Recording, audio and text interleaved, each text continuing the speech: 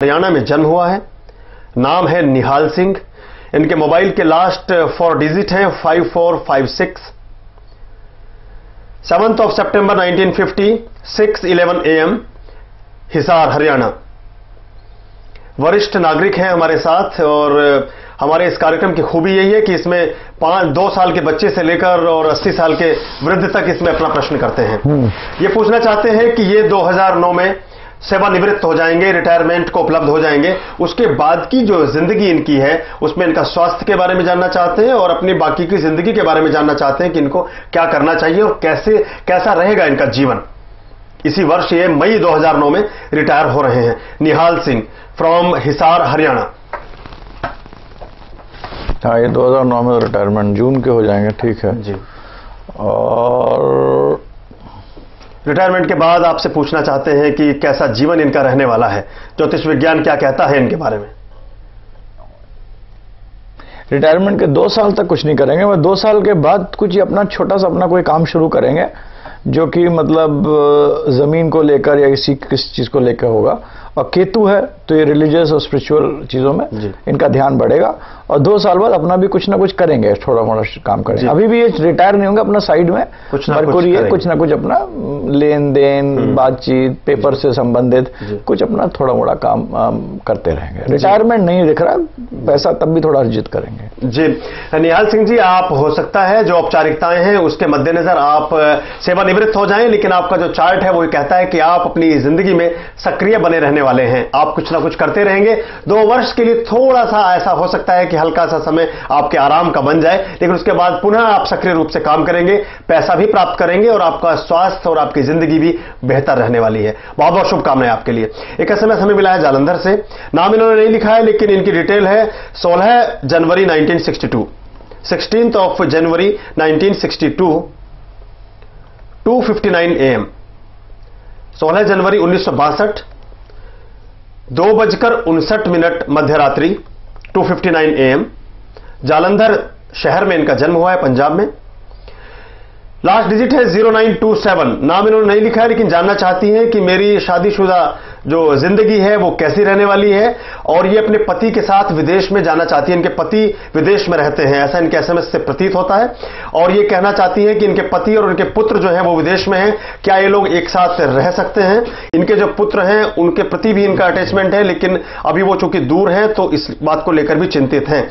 अपने पैसे के बारे में और स्वास्थ्य के बारे में भी जानना चाहा है। ये 2-3 चीजें इन्होंने कुल मिलाकर पूछी हैं आपसे। इनको बहुत सतर्क रहना चाहिए। मैं देख रहा हूं पत्री के हिसाब से इस साल जो है ना तो इनको जो इनका संचित पैसा है उसमें भी प्रॉब्लम आएगी और कुटुंब के साथ रहने में भी प्रॉब्लम्स हैं इस टाइम। दोनों चीजों में इनकी इश्यूज हैं।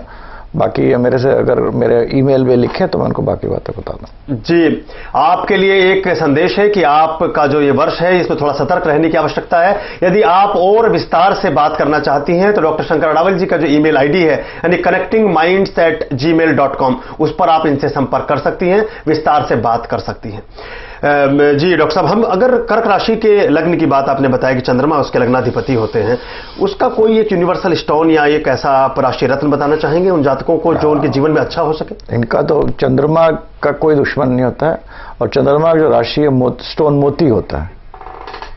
मोती और मोती पहनेंगे 7 रत्ती के ऊपर जी, बहुत ही शुभ होता है हर कर्क राशि। मोती इनके लिए अच्छा रहेगा। मोती कर्क राशि के जो जातक हैं उनको मोती धारण करना चाहिए, वो उनके लिए सुख, समृद्धि, धन और स्वास्थ्य के लिए अच्छा रह सकता है, ऐसा डॉक्टर अडावल जी कहते हैं। एक और मित्र हमारे साथ जुड़े हैं पहलाज मुंबई से, उनको शामिल करते हैं। हेलो। हाँ जी, स्वागत है आपका हमारे कार्यक्रम में। हाँ जी, हाँ जी। जन्म की तिथि, जन्म का समय और स्थान बताइए। हाँ जी, जन्म का स्थान है उल्लासनगर मुंबई। उल्लासनगर मुंबई में जन्म हुआ है। जन्म की डेट बताइए।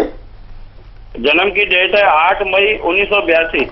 8 मई 1982। हाँ, समय सुबह 6:45 बजे।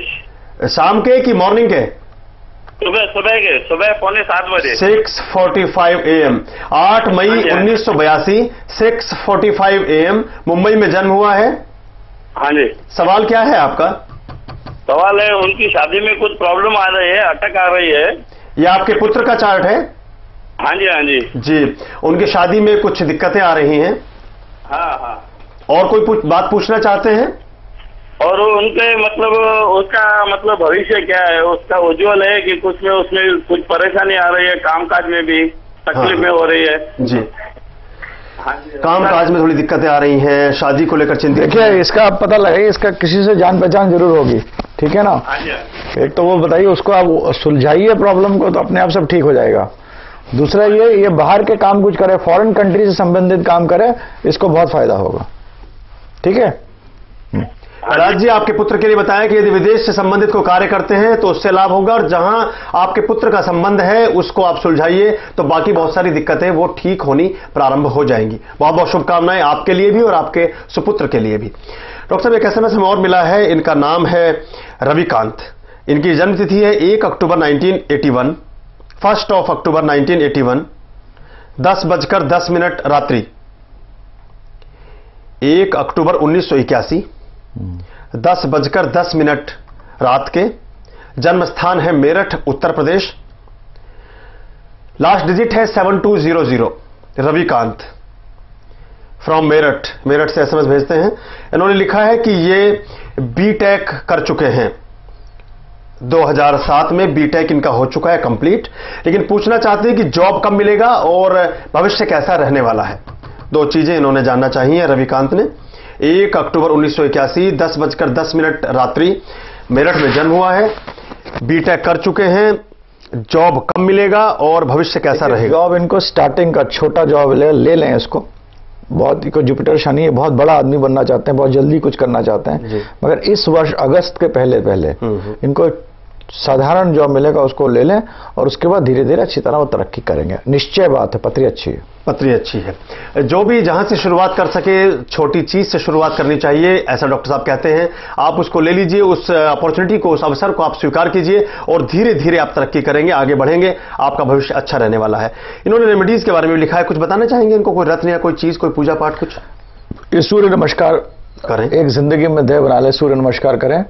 चाहे वो सूर्य को पानी डालें, चाहे सूर्य को हाथ जोड़ लें, चाहे सूर्य को मतलब रोज कुछ सूर्य का कर लें, इनको बहुत फायदा होगा। ये जिंदगी भर करते रहें, इनको एक अटूट चीज है जो करते हैं। जी, आपके लिए एक अटूट उपाय है, एक ऐसा फार्मूला, एक ऐसा नुस्खा जो आपकी जिंदगी में आपके तमाम तरह के सुखों को आपकी जिंदगी में लाने वाला है। वो है सूर्य की आराधना। चाहे सूर्य नमस्कार करें, चाहे सूर्य भगवान को अर्घ्य दें या सूर्य भगवान को प्रणाम करें, आप किसी भी तरह सूर्य भगवान की शरण में चले जाइए, आपका निश्चित रूप से भला होने वाला है।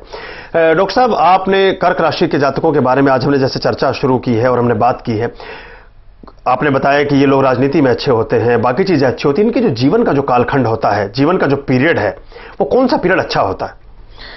इनका जो चंद्रमा युवा होता है, बाला होता है, युव होता है, तो इनका जो पीरियड जो होता है युवा होता है, मगर लोग सोचते हैं कि युवा में, तो इनके दो पीरियड्स अच्छे होते हैं। एक तो होता है 24 से 32 और दूसरा इनका होता है 40 to 49। मेरे हिसाब से 40 से 39 साल के बीच में, 40 से 50 साल के बीच में ये लोग निश्चय आगे बढ़ते हैं।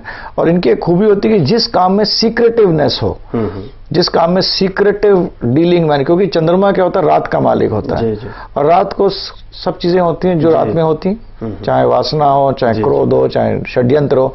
तो मैं ये नहीं कह रहा ये सब काम करें, मगर चंद्रमा क्योंकि मालिक होता है, इन सब कामों में, जिस काम में इन सब चीजों की थोड़ी थोड़ी चीजें हों, वहां पर इनको फायदा होता है। जी, उस क्षेत्र में ज्यादा कामयाब, बहुत ज्यादा कामयाब, बहुत ज्यादा कामयाब हो सकते हैं। अगर मून जो है, चंद्रमा जो है, वो बिल्कुल ही मतलब एक उसकी अंश नहीं है, या उसको हम कहें कि वो बिल्कुल निष्प्रभावी है, उसके क्या प्रभाव जीवन में आ सकते हैं? मून निष्प्रभावी है और अच्छे पत्री जैसे गुरु का उसमें प्रभाव ना हो और खाली शनि राहु वगैरह का प्रभाव हो, तो आदमी बहुत बड़ा डकैत बन सकता है, बहुत बड़ा स्मगलर बन सकता है। जी। आज के जमाने में पहले नीच बोलते थे, अब शायद आजकल तो बहुत लोगों के नाम भी होते हैं। जी। तो डिपेंड करता है क्या है, मगर वो काम फिर उसी प्रकार के गलत करेगा। अगर चंद्रमा नीच होता तो आदमी का दिमाग नहीं होता, इसके दिमाग, मानसिक दिमाग ठीक नहीं है, तो इन सब कामों में उसका जाता, मानसिक संतुलन उस व्यक्ति का ठीक नहीं रहने वाला है। जो लोग पागल हो जाते हैं या जिन लोगों का मानसिक संतुलन ठीक नहीं होता, क्या वो भी चंद्रमा की वजह से होता है? चंद्रमा वीक हो और उसके साथ दूसरा प्लैनेट जैसे मंगल हो या शुक्र एक दूसरे के साथ टकरा कर